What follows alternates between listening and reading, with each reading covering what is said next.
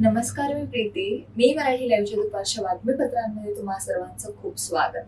चुकीला माफी असते मात्र गुन्ह्याला माफी नसते. मागील वेळेस तुम्हाला हा खासदार नको होता, परंतु शिवसेनेने दिला म्हणून तुम्ही निवडून दिला. आता त्याला गाळलंच पाहिजे. भगव्याबरोबर अनेकांनी गद्दारी केली, त्यानंतर भगवा तेजाने उभा राहिला, अशी जोरदार टीका शिवसेना उभाटा पक्षाचे प्रमुख उद्धव ठाकरे यांनी केली. त्यावेळी त्यांनी शिंदे गटाचे खासदार सदाशिव लोखंडे यांचं नाव न घेता जोरदार हल्ला केला. त्याच्या हल्ल्यातून पंतप्रधान नरेंद्र मोदी सुटले नाहीत. आम्ही केलेल्या कामांचं उद्घाटन करण्यासाठी नरेंद्र मोदी येत असल्याचा आरोप उद्धव ठाकरे यांनी केला आहे. राज्यात आमचे किती पण नेते फोडा, जनता आमच्या सोबत असल्याचा पलटवार उद्धव ठाकरे गटाचे खासदार संजय राऊत यांनी भाजपावर केला आहे.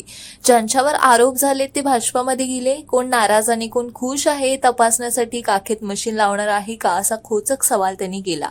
भाजप सध्या घाबरलेला आहे. त्यांना 200 जागा जिंकण्याची पण शक्यता वाटत नसल्याचा टोला त्यांनी हाणला. संपूर्ण राज्यात दौरा करणार असल्याचं संजय राऊत यांनी सांगितलं. आता धाराशिवला पण जात आहेत. महाविकास आघाडी एकत्र दौरा सुद्धा करणार आहेत. या दौऱ्यात आघाडीतील सर्व पक्ष असतील, त्यात वंचितही असणार आहे. दौऱ्यांना लोकांचा उत्स्फूर्तपणे प्रतिसाद मिळत आहे.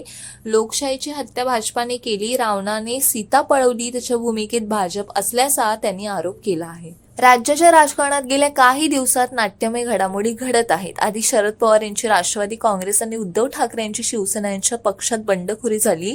त्यानंतर काँग्रेसला एका पाठोपाठ 3 धक्के बसले. काँग्रेसमधून सर्वात मिलिंद देवरा बाहेर पडत शिवसेनेत दाखल झाले.